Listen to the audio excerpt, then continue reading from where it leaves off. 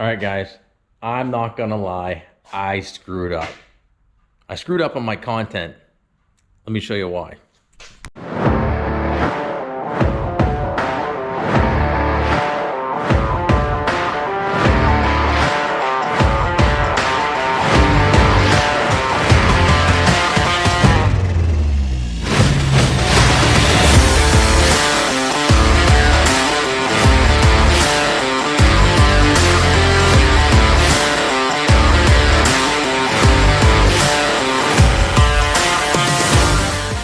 So I know early on we were doing a lot more in-depth detailed videos for the YouTube channel on our build here, our metric bobber build, Project Bob and Weave. But coming down to the deadline, such as there's a car show literally in a day and a half with a bike competition in there as well that this has to be at. So I've been working pretty much round the clock on this bike, this build. It's almost done. I apologize for not being more detailed and up to date with some more current videos. However, I am going to add some photos, because I have taken photos off and on throughout the rest of the build from where the last video left off. So I kind of got to give you a walk around and a talk about it, and then when this thing's on the ground and all said and done, we'll do another walk around of the bike. But it's almost done, and it has been a lot of hours. We're super happy with it. We've had a lot of issues ongoing, different little things that have happened. We've had an issue with the fuel tank. I got about 12 hours into that thing.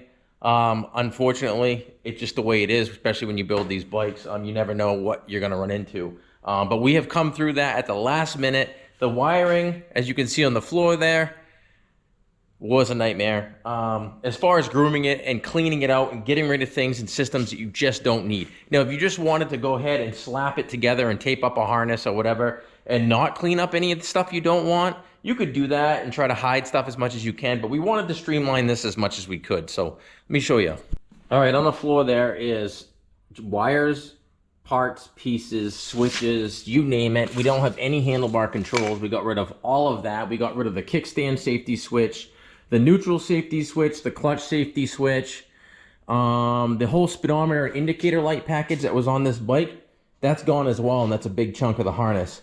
We reworked the harness, and we tried to groom things out as best we can. There's only so much you can get rid of. The coils on the bike, that they're typically like a nasty green color. Not nice like this one. But so we went ahead and painted those, because the theme of this bike, as you know, is that enchanted forest green and black with a few brass accents, which just pop with that green. So we're super happy with the color scheme on this bike. I apologize, it is dirty, it's dusty, because we powder coat in the same shop. So this thing is way overdue for a bath.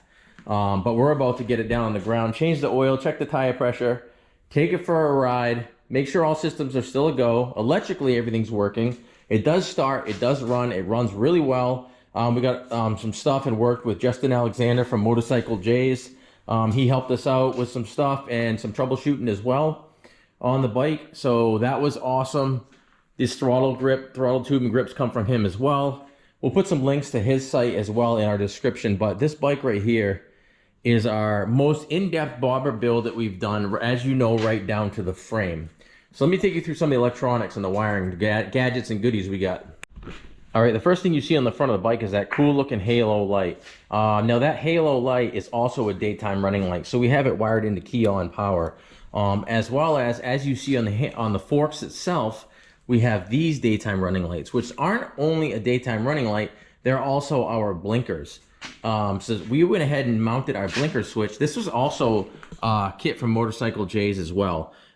Pretty rad. It gives you an indicator, and they are sequential. Look at this. Right? You shut it off, and it goes back to a daytime running light, and then you get the other side.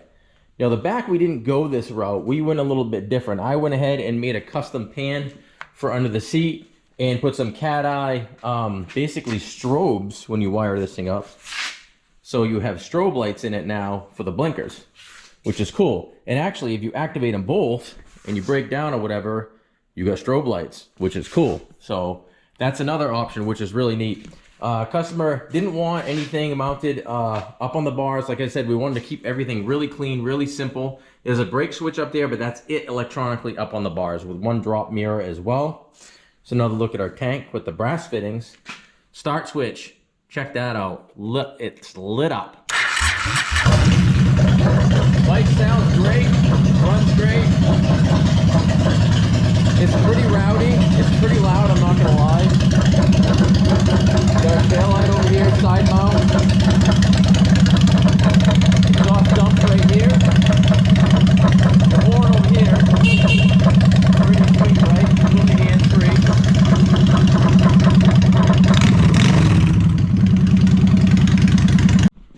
All right, sorry, I had to shut it off. It's a little loud to be talking over that. So again, with the key on, we went ahead and mounted our headlight switch. And this is just daytime running lights. So people will definitely see this bike coming down the road because it is dark, it is low, it is mean. We want people to see it because obviously safety. So we went ahead and mounted his headlight switch right here onto the housing itself, drilled it out and mounted it. So he's got his low beam and his high beam and a daytime running light. So that's where his headlight switch is. Blinker switch is there. We do have the brake switch there. We have our other brake switch on the forward foot controls on the other side there. We got our light up start switch. We got our horn on the other side of the e-box. Now with that being said, everything is tucked inside of this e-box. This again came, shutting the key off, from Motorcycle J's, Justin Alexander. He's freaking awesome with these bikes, okay? He's done so many of these bikes and he's so familiar with these bikes that he's figured a lot of this stuff out. The guy is awesome. Super nice guy. Great company to work with. Zero complaints. So we ordered that from him because why reinvent the wheel? We've got the regulator, the CDI box, the main relay, fuse box. Everything is tucked in here. You can access it from either side. We will give the customer an Allen wrench on their keychain. So if they need to access it, they can access it. Battery box, again, tucked down low. Real small battery on the swing arm mounted down there itself. We have our custom plate, flipping customized with the two-tone powder coated accents. We also did a custom coolant overflow reservoir. I know we've talked about this before. I do have a video on this, but it's all mounted to the bike and the glass is smoked out now, so you get a little bit better a view of it. You know, you've seen the rims. I don't know if you've seen the video when we did the rims. A lot of work went into these rims, powder coating wise, with the Enchanted Forest, the black rotors, the green Enchanted Forest screws, the wide white walls, the caliper itself, the forks themselves. This bike had a front fender on it, obviously no longer does. It had fork mounts on it right here and here, actual cast into the forks. Those are now gone. We've cut them off, we've shaved them off, they're gone. I believe there's a video on that as well. I hope there is. If not, like I said, I'm gonna be putting photos on there. The bike is lowered. It's a hardtail, rigid links. We added some drilled accents again with the powder coating, the green and the mini texture black on our, and it's lowered about 2 inches in the rear and about 1.25 inches in the front by sliding the forks up as well. He liked the Z-bar on the bike. They came gloss back. He didn't like that. We went with a mini texture black on that as well. Springer seat, but we kept it from flipping up. It's actually bolted top and bottom, so this thing is rigid mounted because these springs tend to slide around and just mar up all the under seat pan as well on the bike, and we don't want that. Exhaust, as you can see, we've wrapped it. We've done a full wrap. This doesn't need to be there. Why it's there. On the exhaust, and they dump right there. You just see the tips, and they may blew out a little bit, turn blue. We mounted our coil. We tucked it back in there. Completely different from the factory. We got a breather here, velocity stack, no air filter, rejetted the carburetor, shimmed the needle. So that's where that's at. And we actually have another little accent. You can't really see it now that well, but we've got underglow, okay? Can't see it that well, but under the tank and everything, we've got underglow. I'll get a video of it at night as well, so you'll have a little bit of a better idea. All right, that's a quick walk around of it. Also, anything you see on this bike, drop a comment, send us an email, anything you want to do. I'll be glad to help you out. I'll be glad to share because we've got a lot of time into this bike. It's not your typical just bolt on parts and call it a metric bobber. This was down to the frame, and we not only down to the frame, but we cut pieces off the frame, and a fair amount of them. And then again, reworked, repowder coated it, the whole deal.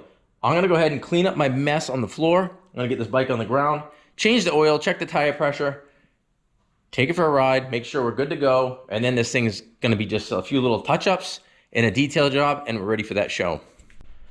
All right, we just got the oil changed. I adjusted the shift and linkage a little bit. As to my foot position, we may have to do it again with the customer here. All I got left to do, I was waiting for the paint to dry, is mount up the speedometer, which is a GPS speedometer, on our custom-made cam chain mount, which looks pretty killer, and it does light up green as well. So we'll get that thing mounted, but change the oil. The bike is sitting so low, you need a lift to change the oil, so the customer is either going to have me do it or get himself a lift, but either way, let's get her outside. All right, there it is. We got our speedometer all mounted up, ready to go. Let's get this thing outside, give it a shakedown. Get this thing out of here in the sun, first time.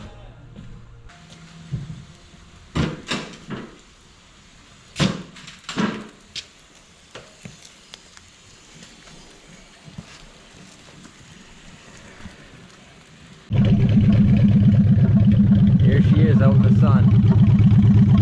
Besides being dirty, it's freaking beautiful. Look at that Enchanted forest. Just took it for a ride. We just did about 5 miles, did a shakedown ride. It actually runs and rides really well. No issues right now. We do have a battery issue. I think we got a junk battery. It's been sitting on the shelf for about 6 months before we even used it. So that's okay. We can come through that.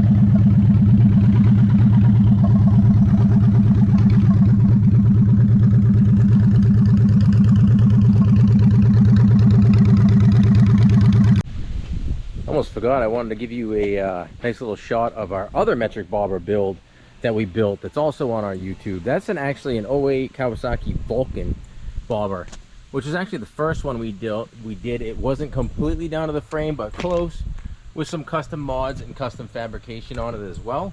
Way less than this bike. The level of detail on this bike is way more than this bike, but nevertheless, this bike was a very cool build. We still love it. We actually have it for sale now. It's taken a few trophies home. Super proud of that bike as well. They both came out awesome. On to the next one.